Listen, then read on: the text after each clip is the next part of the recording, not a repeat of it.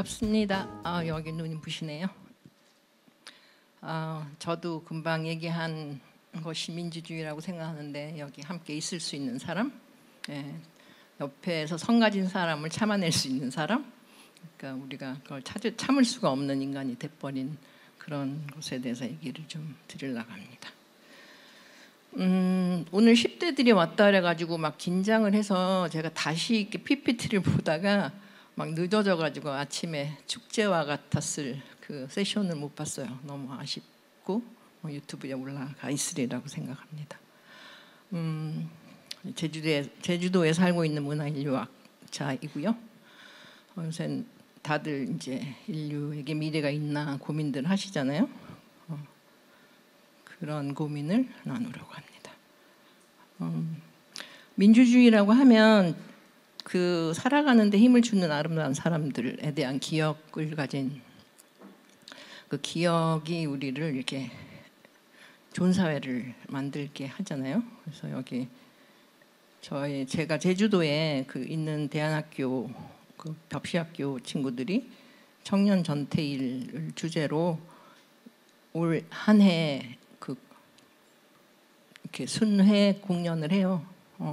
그래서 지금 전태일의 이름을 잊어버리는 아예 모르는 분들 되게 많을 텐데 그런 활동을 할 수 있고 앞으로 다시 더 많은 사람들이 할 수 있으면 좋겠다는 생각을 하고요. 특히 이제 올해 우리 곁을 떠난 김민기 씨 선생 같은 분이 사실 정말 민주주의 라고 할 때 그 단어를 좋게 생각할 수 있는 것 같아요. 지금은 이 단어가 너무 오염이 돼서 밑에 있는 사진은 광복군에서 노래를 짓고 아리랑이라는 그 오페라도 지은 저희 오촌 아저씨이신데 그런 분들이 정말 그 이렇게 보면 민주주의라는 것이 뭔지, 그 다음에 특히 저희 나이는 이 60년도 잘 모르지만 87년도에 이 민심의 승리에 대한 기억들을 갖고 있거든요. 그래서 그것을 갖지 않은 친구들한테 우리는 어떻게 말을 걸 수 있을까 그런 생각을 하죠. 그래서 우리나라는 그 민주주의 역사가 굉장히 화려하고 성공적인 나라인데 그런데 문제가 있긴 하죠. 그래서 굉장히 그 민주화 운동을 통해서 경제 발전도 하고 우리가 지금 BTS 얘기하는 것도 그런 문화 산업을 발전시킨 것도 다 저는 그 근간이 그 내 삶의 주인은 나다라는 것에 대한 확신을 줄 수 있었던 사회라고 생각을 해요. 근데 그 이후에 우리 세계 전체가 너무 변해버려서 여기 레이간과 세처로부터 시작하는 신자유주의, 이른바 더 이상 개인이 자유롭지 않고 자유로운 건 시장뿐인 그런, 그리고 돈이 지구를 마음대로 돌아다니는 그런 세상이 된 거잖아요. 그런 세상에 와서 이제 그때부터 이 민주주의라는 것이 굉장히 곤란한 얘기가 돼버리죠. 그래서 요새 이제 18년에 나온 책은 어떻게 민주주의가 무너지는가. 오늘날 민주주의 국가를 공격하는 것은 외부 세력이 아니라 민주적인 방법으로 선출된 지도자들이다. 저희가 뉴스를 안 보는 이유죠. 돈과 권력의 논리로 논리에 종속된 리더들에 의한 규범 파괴, 윤리적 안일함과 상상력 빈곤이 문제다. 그래서 많은 분들이 공감을 하게 됩니다. 엑셀 호네트도 사회주의 재발견이라는 책에서 혁명 한 방으로 그날이 오리라는 기대는 무모했다. 지금도 많은 좀 그런 생각들을 하고 운동을 하는데 사실은 정말 이 민주주의는 일상의 것이죠. 그리고 개인의 사적 이익을 위한 자유를 우리가 추구하는 것이 아니고 공동체에서 서로의 자유를 북돋아주는 자유, 곧 사회적 자유가 중요하다. 이 사회적 자유를 늘리는데 우리가 성공했는가? 이제 민주주의를 물을 때 그 질문을 해야 된다고 생각합니다. 근데 그간에는 우리가 너무 큰 것을 바랐고 그래서 이제 혁명을 말했고, 그래서 혁명론자들의 눈에는 이런 이런 걸 계량주의, 변절 이렇게 불렀었거든요.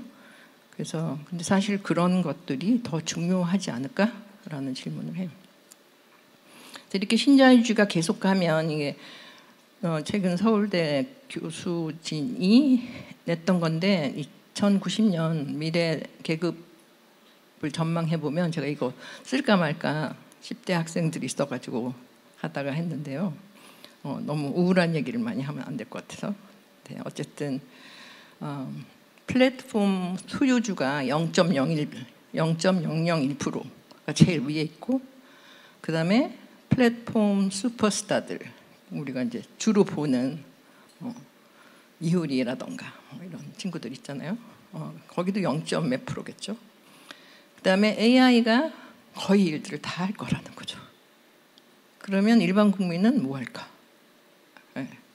지금 얘기한 것처럼 우리 모두가 활동가가 되지 않으면 안 되는 세상인 거죠. 그래서 이미 활동가가 되신 분들이 우리한테 좋은 얘기를 해 주실 수 있는 거고요.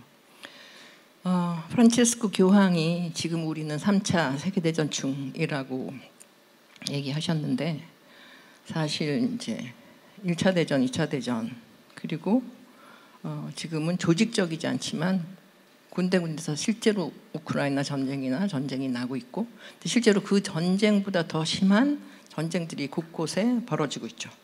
그리고 이 전쟁을 놓고 그 종교 전쟁이라고 얘기하는 사람들이 있잖아요, 실제로. 근데 이건 그야말로 이해관계에 따른 전쟁이고, 돈들의 전쟁이고, 천년 자원을 두고 싸우는 전쟁이고, 백성들의 지배권에 대한 전쟁이다. 어떤 이들은 지금은 종교 전쟁 중이라고 말하는데, 그렇게 말하는 이들이 바로 그러한 전쟁을 원하는 자들이다, 이렇게 얘기를 하셨어요. 그래서 저는 전쟁에 휘말리지 않은 정치를 어떻게 시작할 수 있을까? 언제부터 이렇게 뭐가 잘못됐을까? 그래서 막스는 인간 사회는 계급투쟁의 역사다라고 얘기하는데, 정말 그럴까? 계급은 언제부터 생겼을까? 저는 어떤 시점에 우리가 포식자의 역사 단계로 들어가는 것 같고, 만물의 영장이라는 근거 없는 착각을 하게 된 거죠. 그때부터 뭐가 단추가 잘못 끼워진 거잖아요. 그래서 기본적으로 인류를 호모 사피엔스 책에서 하라리가 셋으로 나누잖아요. 인지혁명, 그때 이제 인간은 직립보행을 하고 아기를 이 직립보행한 상태에서 키우기 때문에 굉장히 미숙한 상태로 태어나죠.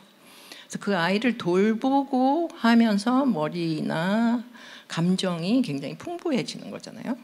그래서 그것이 아까 7만 년 전부터 인간이 생겼고, 군집 생활을 했고, 도구, 감정, 신화, 공감 이런 것들이 굉장히 중요했던 시간이 있어요. 근데 그 다음에 농업혁명이 있는데, 그때부터 이제 제국의 역사가 시작되죠. 아까 전 선생님 말씀하신 그 부족 본능, 계속 패거리 짓는 그것은 저는 농업혁명 이후에 생긴 것이라고 생각하고요. 그다음에 500년 전에 과학혁명이 생기면서 아주 특별한 사회가 만들어지죠. 1차 인지혁명 단계에 보면 남녀가 별 차이가 없어요. 다 이제 채집도 하고 조그만 토끼 잡고 뭐 이런 거죠. 그래서 그 사회에서는 서로 돌보고 굉장히 우성적인 사유, 그러니까 남녀가 다 공존의 가치가 존중되는 거죠. 우리는 그냥 남자들이 다 사양을 했고 이렇게 이분법적으로 생각하는데, 이 만화가 얘기하는 것도 내가 그거 잡아왔는데 뭐 이런 식의 얘기를 하는 겁니다. 그래서 그 7만 년 전부터 적어도 5, 6만 년까지는 어떤 사회적 모성에 기반한 질서였을 거다. 그 모성이라는 건 연약함에서 시작하는 상호 돌봄의 정치, 상호 돌봄의 상태. 예. 그리고 여기서는 돌봄을 받는 사람은 대상이 아니라 이 관계의 한 주체인 거예요. 우리가 보통 돌봄을 줄 때는 갑자기 자기가 더 막강해지고 높은 사람이 되는 것처럼 되는데 그게 아니라는 거죠. 관계, 돌봄이 받는 사람과 주는 사람은 그냥 한 관계를 맺고 있는 것이고, 이런 사회일수록, 이런 사회에서 능한 사냥꾼은 굉장히 겸손하고 후회적 감각을 갖고 있는 사람이에요. 제가 인류학을 하니까 인류학하는 인류학자가 자기가 현장 조사를 하고 나서 너무 고맙고 어떤 선물을 줘야 될까 생각을 하다가 이제 굉장히 비싸게 소를 사서 잔치를 했어요. 근데 그걸 먹으면서 다들 너무 질겨서 못 먹겠다 막 이런다는 거예요. 근데 사실 질기지도 않은 것 같은데 나중에 들어보니까 그거를 너무 자기가 잘난 척을 하면서 한턱을 냈기 때문에. 그래서 왜냐면 사실은 자기가 지금 젊었으니까 큰 짐승을 사냥할 수 있지만 늙으면 자기도 그걸 받아 먹어야 되잖아요. 그러니까 굉장히 긴 시간의 흐름 속에서 분배가 돼야 되는 거예요. 그래서 우리가 그걸 생산, 그리고 분배, 그리고 후회라고 얘기하는데, 여러분 부모님이 잘해준 거를 부모님한테 갚는 게 아니거든요. 자기 밑에 아이들한테 갚는 거죠. 그러니까 그런 식의 긴 시간 속에서 가는 그런 후회가 중심이 되는 사회인 거죠. 축적이 가능해진 2000 농업혁명 이후에 굉장한 제국주의적, 식민주의적인 역사가 시작이 돼요, 사실은. 그리고 그걸 우리가 문명 개화라고 얘기하죠. 여러분들이 이제 학교에서부터 배운 모든 역사는 사실 여기서부터 시작하는데, 사실 저는 그 전의 역사를 우리가 알지 않으면 인류는 그냥 조만간 끝장이 나지 않나라고 생각을 해요. 그래서 호랑이는 가죽을 남기고 죽어서 사람은 이름을 남긴다는데 사실은 사랑을 남겨야 되는 존재인 거죠. 그래서 이 문명 개화에 가면 굉장히 남성적인 주체라고 할 수 있는데, 영원 불멸을 꿈꾸는 제왕적인 존재. 그래서 삼국지를 읽고 끊임없이 로만 엠파이어에 싸우던 때를 읽고, 그래서 제가 손자한테 너 히랍 신화랑 이런 거 봤나? 이랬더니 싸우는 거를 왜 계속 보라고 그래? 안 보더라고요. 그래서 이렇게 저도 그게 되게 재미가 없었거든요.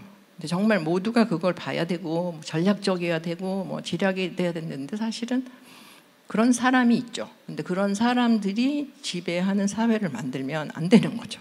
뭐가 이제 지금 우리 이 굉장히 비참한 시대가 추계 시대, 요새 이제 한창 많은 분들이 얘기하는 개념인데, 이 BC 900년에서 200년 사이에 굉장한 사상들이 출현해요. 우리가 다 알고 있는 공자, 중국에서는 공자, 인도에서는 붓다, 그다음 이스라엘의 엘리야, 그리스의 소크라테스, 이런 사람들이 나오는데, 이분들이 다 얘기한 것은 어떤 거예요?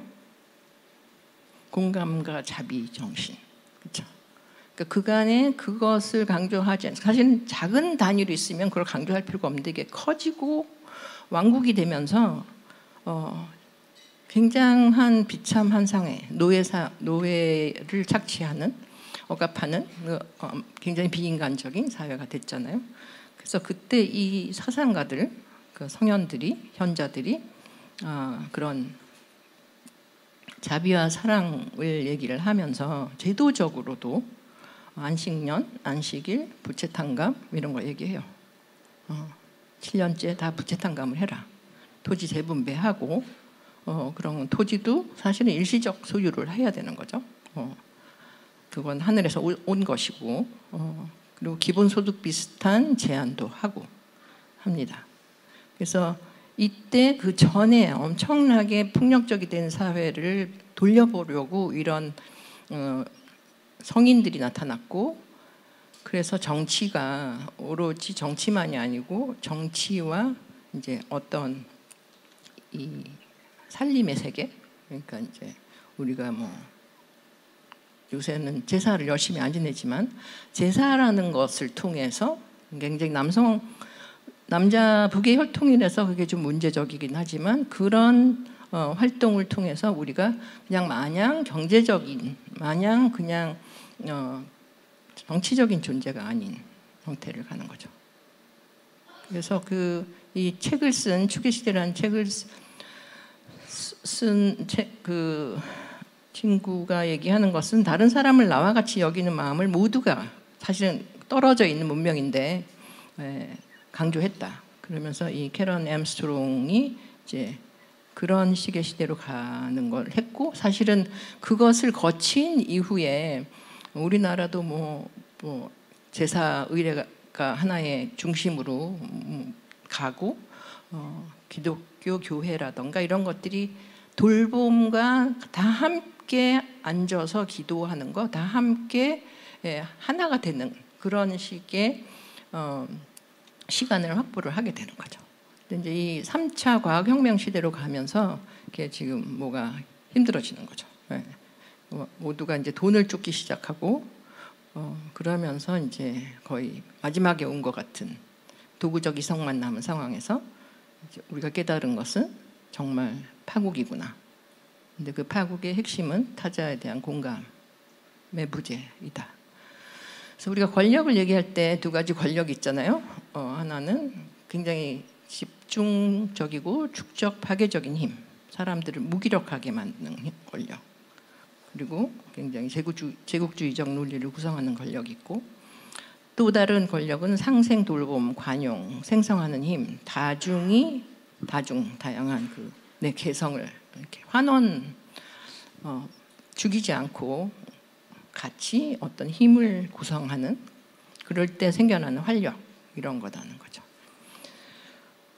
지금 민주주의 얘기할 때 사실 이제 이게 제일 핵심이고, 가장 정말 그 핵심 중에 핵심은 우리가 분배를 공평하게 하자, 뭐 이런 것보다는 내가 어디에 머물 거냐. 그러니까 지금까지 막스주의에 대한 이제 비판도 그래서 나오는 거죠.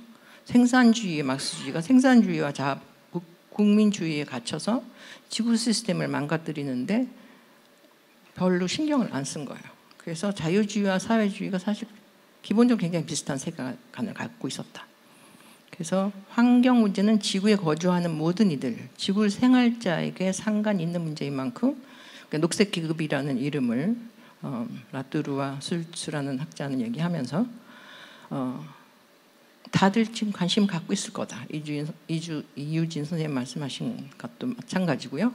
그래서 우리가 지금 지구 생활자라고 생각하고 스스로 녹색 계급이라고 생각하고 인간과 비인간 모두를 아우르는 지구의 사회 계급, 지구의 구성원으로서 지속적으로 거주할 수 있는 그 가능성, 그것을 만들어내는 일, 그걸 해야 된다라고 얘기합니다. 시간이 다 돼서 여기까지만 하겠습니다. 네.